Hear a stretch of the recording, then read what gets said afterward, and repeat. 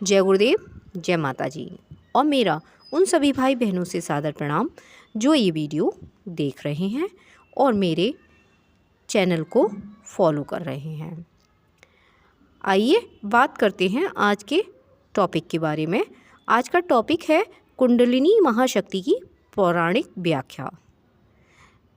और इस टॉपिक की व्याख्या करने से पहले मैं आपको एक बात बताना चाहती हूँ, जो कि मेरा विनम्र निवेदन है आप लोगों से कि इस वीडियो को ज़्यादा से ज़्यादा शेयर करें, जिससे हमारे जो साधक हैं, कुंडलिनी जागृत करना चाहते हैं, वो सही मार्गदर्शन ले सकें। क्योंकि हमारे परम पूज्य गुरुदेव श्री श्री राम शर्मा आचार्य जी का संरक्षण उन्हें प्राप्त होगा और वो अच्छे से कुंडलिनी जागृत कर ज़्यादा से ज़्यादा आत्मिक लाभ प्राप्त कर सकेंगे। हमारे गुरुदेव गायत्री माता के बहुत बड़े साधक थे और खुद स्वयं गायत्री उनको सिद्ध थीं। इसलिए हम लोग उनको स्वयं गायत्री माता कहते थे। गुरुदेव ने इतनी तपस्या की कि आज भी तपस्या के भंडार उनके अंदर भरे हुए हैं और जो उनके शिष्य होते हैं, उन शिष्यों की वो पूरी तरह से अपने जप तप ज्ञान से रक्षा करते हैं। आइए उनके द्वारा बताए हुए कुंडलिनी महाशक्ति की पौराणिक व्याख्या के बारे में बात करते हैं। देखिए, आत्मविद्या के जो साधक होते हैं, उन्हें सबको विदित ही रहता है कि यह मानवीय पिंड यानी शरीर विश्व ब्रह्मांड का एक छोटा सा नमूना है। सूर्य चलता है और सौर मंडल के ग्रह उपग्रह उसकी परिक्रमा करते हैं। ठीक इसी प्रकार परमाणु भी अकेला नहीं होता, उसके साथ इलेक्ट्रॉन, प्रोटॉन, न्यूट्रॉन आदि की एक मंडली रहती है, जो न्यूक्लियस से प्रभावित होकर अपना कार्य उसी तरह चलाती है जिस तरह सौर मंडल के साथ सूर्य। विशाल वृक्ष का सारा ढांचा छोटे से बीज के भीतर पूरी तरह विद्यमान रहता है। आप लोगों ने देखा होगा कि सभी जानते हैं इस बात के लिए कि एक छोटा सा बीज बो देते हैं और उसका कितना बड़ा वृक्ष बन जाता है। आप आम की गुठली बो दीजिए और उसको अच्छे से संरक्षण कीजिए, पानी लगाइए, खाद लगाइए, कितना बड़ा उसका वृक्ष बन जाता है। कोई भी अगर बीज होता है वो बड़ा ही होता है और फल देता है। मनुष्य का शरीर ही नहीं, उसका स्वभाव, बुद्धि, अंतःकरण आदि महत्वपूर्ण सूक्ष्म चेतना संस्थान भी अति सूक्ष्म रजबीर में पूरी तरह जीन्स रूप से विद्यमान रहता है। ब्रह्मांड की विशाल व्यापकता को यदि हम बीज रूप में देखना चाहें तो उसे मानव शरीर की सूक्ष्मता का विश्लेषण करते हुए भली प्रकार जान सकते हैं। जान ही नहीं सकते, उस व्यक्तिगत सूक्ष्मता का विश्व गरिमा के साथ जुड़े हुए अविच्छिन्न लाभ का अच्छे से हम फायदा उठा सकते हैं। यह संबंध सूत्र यदि प्रसुप्त न रहकर जागृत हो जाए, दुर्लभ न रहकर परिपक्व हो जाए, तो विश्वव्यापी शक्ति भंडार से अपने लिए आवश्यक वस्तुएं प्रचुर मात्रा में उपलब्ध आकर्षित कर सकता है। इतना ही नहीं, अपनी दुर्बल इकाई को समर्थ बनाकर उससे विराट विश्व के जड़ चेतना संस्थान को प्रभावित कर सकता है। साधना और तपश्चर्या वस्तुतः इसी अति महत्वपूर्ण विज्ञान का नाम है। प्राचीन काल में तप साधना के द्वारा जिन्होंने भी जो वरदान पाए थे, उनके इतिहास पुराण विस्तार पूर्वक हम लोगों ने सुने हैं और पढ़ते भी हैं और आजकल वीडियो में भी देखने को मिलते हैं। इन दिनों वैसी उपलब्धियां प्रत्यक्ष न होने से वे बातें कपोल और कल्पना जैसी लगती हैं। क्योंकि आजकल जो मार्गदर्शन सही से प्राप्त नहीं कर पाते हैं वह फालतू की रिद्धि सिद्धियों में लग जाते हैं और थोड़े से लाभ में ही अपनी साधना को वहीं पर छोड़ देते हैं। और हमारे जो पहले के ऋषि मुनि होते थे वह अपनी साधना को सिद्ध करते करते एंड में अपनी समाधि स्थिति में जाते थे और मोक्ष प्राप्त करते थे। लेकिन आजकल साधक मोक्ष प्राप्त ना करके रिद्धि सिद्धियों में लग जाते हैं और छोटे छोटे लाभ लेकर ही बैठ जाते हैं, जिससे उनकी साधना बहुत जल्दी खत्म हो जाती है। परंतु वस्तुतः बात ऐसी नहीं है। यदि ठीक विधि से ठीक उपकरणों का उस विज्ञान को कार्यान्वित किया जाए तो पूर्व काल की कपोल कल्पना समझी जाने वाली बातें जो आज भी प्रत्यक्ष किया जाना संभव हो सकती हैं, उनको हम साक्षात देख सकते हैं। तपस्वियों द्वारा साधना के फलस्वरूप प्राप्त किए वरदान और कुछ नहीं, विराट विश्व की अंतरंग शक्तियों में से कुछ का इच्छा अनुकूल उपयोग कर सकने की क्षमता ही समझी जानी चाहिए। इस प्रकार शाप वरदान दे सकने की क्षमता को अपनी व्यक्तिगत इकाई को इतना प्रबल बना लेना चाहिए जिससे मनुष्यों या पदार्थों को अपनी संकल्प शक्ति के प्रभाव से अभीष्ट दिशा में मुड़ने के लिए विवश किया जा सके। देवताओं का अस्तित्व इस विराट विश्व में उनकी विशालता के अनुरूप व्यापक भी हो सकता है, पर हमसे देवताओं के जिस अंश का प्रत्यक्ष और सीधा संबंध है वह अंश अपने भीतर ही बीज शक्ति के रूप में विद्यमान रहता है। साधना का प्रयोजन इन्हीं शक्ति बीजों को जागृत और समर्थ बनाना है। समष्टिगत देवताओं का आशीर्वाद वायु, वर्षा, धूप, शीत, दुर्भिक्ष, सुभिक्ष आदि के रूप में समग्र रूप से बरसता है और उससे सबको समान लाभ मिलता है। व्यक्तिगत वरदान आशीर्वाद देने वाले देवता अपने शरीर में ही विद्यमान रहते हैं। विविध विधि साधनाओं द्वारा उन्हीं को स्वयं समर्थ बनाया जाता है और अपनी पात्रता एवं तपस्या के अनुरूप उन्हीं से वह लाभ पाया जाता है, जिसे अलौकिक चमत्कारिक देव प्रदत्त वरदान के रूप में आश्चर्य के साथ सुना और देखा जाता है। इस अलौकिक और अद्भुत चमत्कार प्रस्तुत करने वाली शक्ति को ही योगियों और तपस्वियों ने कुंडलिनी नाम दिया है और उसे जीवन चेतना का आधार बताया है। उसी से जीवधारियों को शक्ति और तेजस्विता मिलती है।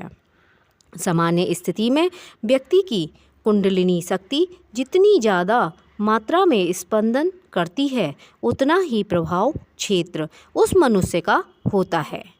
उसी के आधार पर और अनुपात से लोगों को सुख दुख, आदर सम्मान, लोक प्रतिष्ठा आदि मिलती है। इसलिए कहना ना होगा कि मनुष्य के स्थूल जीवन की ही नहीं, व्यवहारिक जीवन की सफलता और समुन्नति का आधार भी कुंडलिनी शक्ति ही है। 5 प्रकार की ज्ञानेंद्रियों में जो बिजली के तारों की तरह शक्ति दौड़ती है वह यही परम शक्ति से जुड़ी होती है। इसलिए वह सूक्ष्म चेतना होने पर भी संकल्प रूप में आ जाती है। चेतन होने के कारण चिति, जीने से जीव, मनन करने से मन और बोध प्राप्त करने से चेतना को बुद्धि रूप में देखा जाता है। अहंकार रूप में उसे चतुष्टक कहते हैं, पर इन विभिन्न नामों का एक ही आधार है, चेतना। इस चेतना की शक्तियों की मूलाधार शक्ति को ही कुंडलिनी कहा जाता है। ज्ञान और अनुभव के 5 कोश बीज रूप में इसी में पाए जाते हैं। इसलिए कुंडलिनी शक्ति जागृत कर लेने वाले इंद्रियों को उसी तरह बस में कर लेता है जिस तरह लगाम लगे हुए घोड़े को बस में कर लिया जाता है। जिससे इंद्रियों को जीत लिया, संसार में उसको किसका वह, जो निर्भय हो गया वही विश्व विजेता हो गया। कुंडलिनी की इन्हीं महान सामर्थ्यों को जानकर ही योग शास्त्रों में उसे सर्वाधिक महत्व दिया गया। इसके साथ अनेक प्रकार की कल्पनाएं जोड़ दी गई हैं। अनेक प्रकार से उसका वर्णन किया जाता है। सीधे सरल शब्दों में कुंडलिनी वह दिव्य मानस तेज है जो आत्मचेतना से परिसिक्त है और शरीर भर में व्याप्त है। साधना के फलस्वरूप यह तेज सिमटकर ध्यान के समय ज्योति बनकर देह में कार्य करने लगता है। कुंडलिनी शक्ति को और अच्छी तरह समझने के लिए श्वास क्रिया और सुषुम्ना शीर्षक यानी मेडुला ऑब्लिगेटा का हम पहले ही अध्ययन कर चुके हैं और जिन साधकों ने अध्ययन नहीं किया है उनको अच्छे से इसके बारे में जान लेना आवश्यक है। पाश्चात्य वैज्ञानिक अभी तक इतना ही जान पाए हैं कि नाक से ली हुई सांस गले से होती हुई फेफड़ों तक पहुंचती है। फेफड़ों के छिद्रों में भरे हुए रक्त को वायु शुद्ध कर देती है और रक्त परिसंचालन की गतिविधियां शरीर में चलती रहती हैं। किंतु प्राणायाम द्वारा श्वास क्रिया को बंद करके भारतीय योगियों ने ये सिद्ध कर दिया कि चेतना जिस प्राण तत्व को धारण किए हुए जीवित है उसे श्वास क्रिया आवश्यक होती ही है।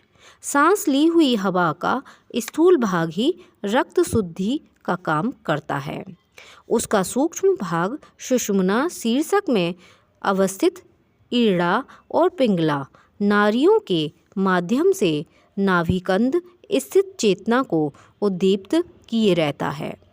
गौरक्ष पद्धति में इस श्लोक 48 से इस क्रिया को शक्ति चालन, महामुद्रा, नाड़ी शोधन आदि का नाम दिए हैं और लिखा है कि सामान्य अवस्था में इड़ा और पिंगला नाड़ियों का शरीर की जिस ग्रंथि या इंद्रियों से संबंध होता है मनुष्य उसी प्रकार के विचारों से प्रभावित होता रहता है।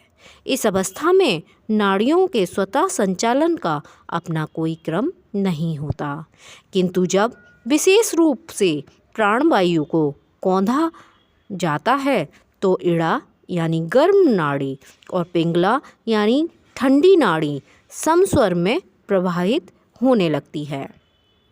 इस अवस्था के विकास के साथ साथ नाभिकंद में प्रकाश स्वरूप गोला भी विकसित होने लगता है। उससे प्राण शक्ति विद्युत शक्ति के समान निस्तृप्त होती है। चूँकि सभी नाड़ियाँ इसी भाग से निकलती हैं, इसीलिए वह इस ज्योति गोले के संसर्ग में होती है। सभी नाड़ियाँ में यह विश्वव्यापी शक्ति झरने से सारे शरीर में वह तेज ओजस के रूप में प्रकट होने लगती हैं। इंद्रियों में यही बल के रूप में, नेत्रों में चमक के रूप में परिलक्षित होती हैं। इस प्राण शक्ति के कारण प्रबल आकर्षण शक्ति पैदा होती है। ये शक्ति नाभि प्रदेश में प्रस्फुट होती है और चूँकि कटी प्रदेश भी उसी के समीप है इसलिए यह भाग अधिक शीघ्र और तेजी से प्रभावित होता है। इसलिए यौन शक्ति केंद्रों को नियंत्रण में रखना अधिक आवश्यक होता है। साधना की इस अवधि में संयम पर इसलिए अधिक जोर दिया जाता है जिससे कुंडलिनी शक्ति का फैलाव ऊर्ध्वगामी हो जाए। उसी से ओज की वृद्धि होती है। स्थूल रूप से शरीर में स्नायु मंडल को ही पाश्चात्य वैज्ञानिक देख पाए हैं। वे अभी तक नाड़ियों के भीतर बहने वाली और गतिविधियों को मूल रूप से प्रभावित करने वाले प्राण प्रवाह को नहीं जान सके। स्थूल नेत्रों से उसे देखा जाना संभव भी नहीं है। उसे भारतीय योगियों ने चेतना के अति सूक्ष्म स्तर का भेदन करके देखा।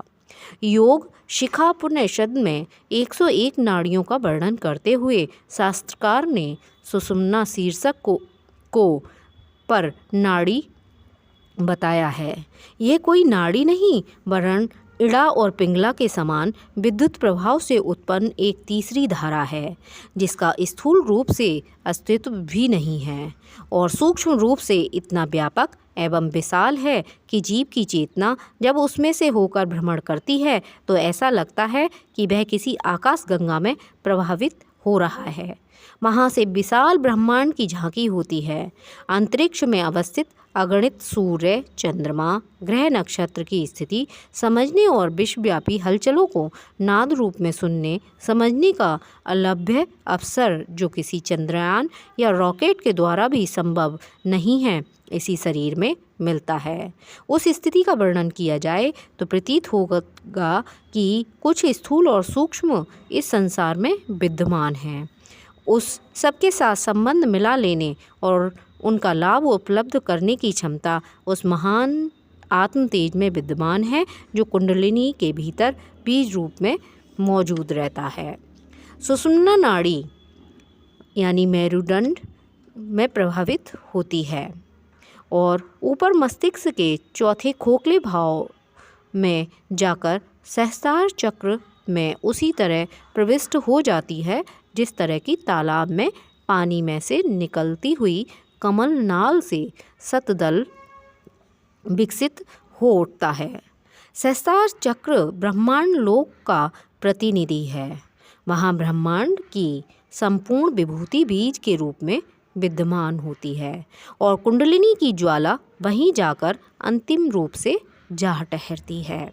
उसी स्थिति में निरंतर मधुपान का सा संभोग की तरह का सुख जिसका कभी अंत नहीं होता अनुभव होता है। उसी कारण कुंडलिनी शक्ति से ब्रह्म प्राप्ति होना बताया जाता है। कुंडलिनी का महत्व इसी शरीर में परिपूर्ण शक्ति और सामर्थ्य का स्वामी बनकर आत्मा की अनुभूति और ईश्वर दर्शन प्राप्त करने से निसंदेह बहुत अधिक बढ़ जाता है। पृथ्वी का आधार जिस प्रकार शेष भगवान को मानते हैं, उसी प्रकार कुंडलिनी का शक्ति पर भी प्राणी मात्र का जीवन अस्तित्व टिका हुआ है। सर्प के आकार की वह महाशक्ति जिस प्रकार मस्तिष्क के अवस्थित शून्य चक्र में ऊपर की ओर मिलती है, उसी प्रकार नीचे वह योनि स्थान में विद्यमान कुंडलिनी के ऊपर टिकी रहती है। प्राण और अपान वायु के धोंकने से वह धीरे धीरे मोटी, सीधी, सशक्त और परिपुष्ट होने लगती है। साधना की प्रारंभिक अवस्था में यह क्रिया धीरे धीरे होती है, किंतु साक्षात्कार या सिद्धि की अवस्था में वह सीधी ही हो जाती है और सुषुम्ना का द्वार खुल जाने से शक्ति का स्फुरण वेग से फूटकर सारे शरीर में विशेष रूप से मुखाकृति में फूट पड़ता है। कुंडलिनी जागरण, दिव्य ज्ञान, दिव्य अनुभूति और अलौकिक मुख का सरोवर इसी शरीर में मिल जाता है। सुषुम्ना नाड़ी का रुका हुआ छिद्र जब खुल जाता है तो साधक को एक प्रकार का अत्यंत मधुर नाद सुनाई देने लगता है। ये ध्वनि प्रारंभ में मेघ की गर्जन, वर्षा, समुद्र की तरह हरहराट, घंटा, झांझ, वीणा और भ्रमर गुंजार के तुल्य विकसित होती है। यही बाद में अनहद नाद में परिणत हो जाता है। नाभि से 4 अंगुल ऊपर यह आवाज़ सुनाई देती है। उसे सुनकर चित्त उसी प्रकार मोहित होता है जिस प्रकार वेणुनाद सुनकर सर्प सब कुछ भूल जाता है। अनहद नाद से साधक के मन पर चढ़े हुए जन्म जन्मांतरों के कुसंस्कार छूट जाते हैं। कुंडलिनी महाशक्ति को तंत्र शास्त्रों में द्विमुखी सर्पणी कहा गया है। उसका एक मुख मलमूत्र इंद्रियों के मध्य मूलाधार चक्र में है तो दूसरा मुख मस्तिष्क के मध्य ब्रह्मरंध्र में। पृथ्वी के उत्तरी दक्षिणी ध्रुवों में सन्निहित महान शक्तियों का परस्पर आदान प्रदान निरंतर होता रहता है। इसी से इस पृथ्वी का सारा क्रियाकलाप यथाक्रम चल रहा है। इसी प्रकार कुंडलिनी शक्ति के ऊपर और नीचे के जननेंद्रिय और मस्तिष्क के अर्ध ऊर्ध्वों के केंद्रों की शक्तियों का निरंतर आदान प्रदान होता रहता है। यह संचार क्रिया मेरुदंड के माध्यम से होती है। रीढ़ की हड्डी इन दोनों केंद्रों को परस्पर मिलाने का काम करती है। वस्तुतः स्थूल कुंडलिनी का महासर्पणी स्वरूप मूलाधार से लेकर मेरुदंड समेत ब्रह्मरंध्र तक फैले हुए सर्पाकृत कलेवर में ही पूरी तरह देखी जा सकती है। ऊपर नीचे मुड़े हुए दो महान शक्तिशाली केंद्र चक्र ही उसके आगे पीछे वाले दो मुख हैं। मेरुदंड पोला है, उसके भीतर जो कुछ भी है उसकी चर्चा शरीर शास्त्र के स्थूल प्रत्यक्ष दर्शन के आधार पर दूसरे ढंग से की जा सकती है। शल्य क्रिया में जो देखा जा सकता है वह रचनाक्रम दूसरा है। हमें सूक्ष्म प्रक्रिया के अंतर्गत योग शास्त्र की दृष्टि से इस परिधि में सन्निहित दिव्य शक्तियों की चर्चा करनी है। योग शास्त्र के अनुसार मेरुदंड में एक ब्रह्मनाड़ी है और उसके अंतर्गत इला पिंगला दो सिराएं गतिशील हैं। ये नाड़ियाँ रक्तवाहिनी सिराएं नहीं समझी जानी चाहिए।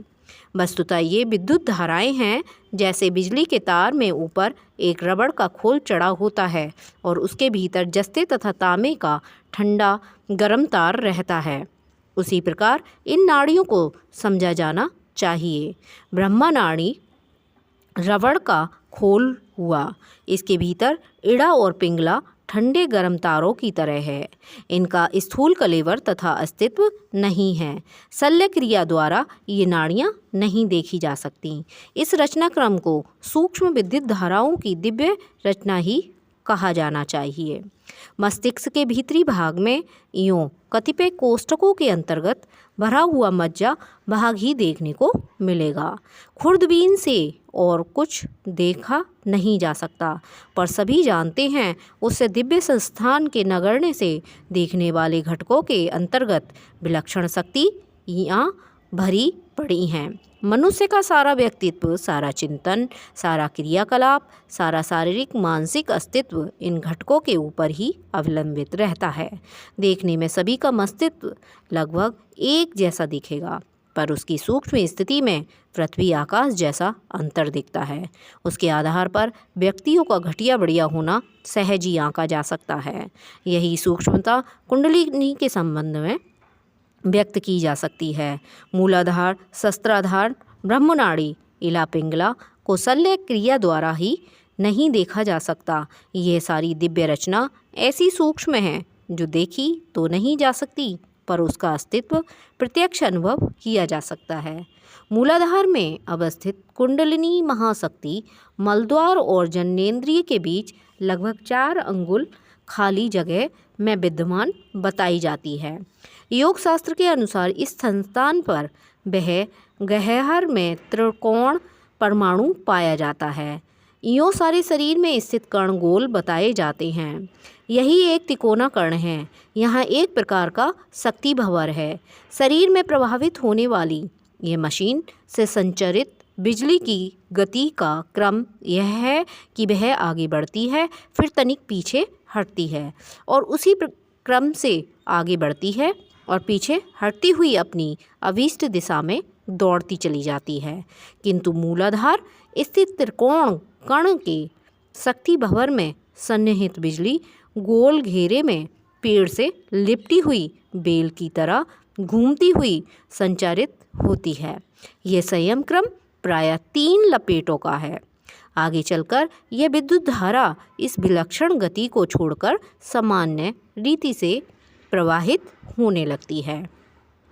ये प्रवाह निरंतर मेरुदंड से होकर मस्तिष्क के उस मध्य बिंदु तक दौड़ता रहता है जिसे ब्रह्मरंध्र का सहस्त्रार कमल कहते हैं। इस शक्ति केंद्र का मध्य अणु भी शरीर के अन्य अणुओं से भिन्न रचना का है। वह गोल न होकर चपटा है, उसके किनारे चिकने न होकर खुरदरे हैं। आरी के दांतों से उस खुरदरेपन की तुलना की जा सकती है। योगियों का कहना है कि उन दांतों की संख्या 1000 है। अलंकारिक दृष्टि से इसे एक ऐसे कमल पुष्प की तरह चित्रित किया जाता है जिसे 1000 पंखुड़ियाँ खिली हुई हों। इस अलंकार के आधार पर ही इस अणु का नामकरण सहस्त्रार कमल किया गया है। सहस्त्रार कमल का पौराणिक वर्णन बहुत ही मनोरम एवं सारगर्भित है। ऐसा कहा जाता है कि क्षीर सागर में भगवान विष्णु सहस्त्र फन वाले शेष नाग पर शयन कर रहे हैं। उनके हाथ में शंख, चक्र, गदा, पद है। लक्ष्मी माता उनके पैर दबाती हैं। कुछ पार्षद उनके पास खड़े हैं। क्षीर सागर मस्तिष्क से भरा हुआ है। भूरा चिकना पदार्थ ग्रे मैटर है। 1000 फन वाला सर्प ये चपटा खुरदरा ब्रह्मरंध्र स्थित विशेष परमाणु है। मनुष्य शरीर में अवस्थित ब्रह्म सत्ता का यही केंद्र है।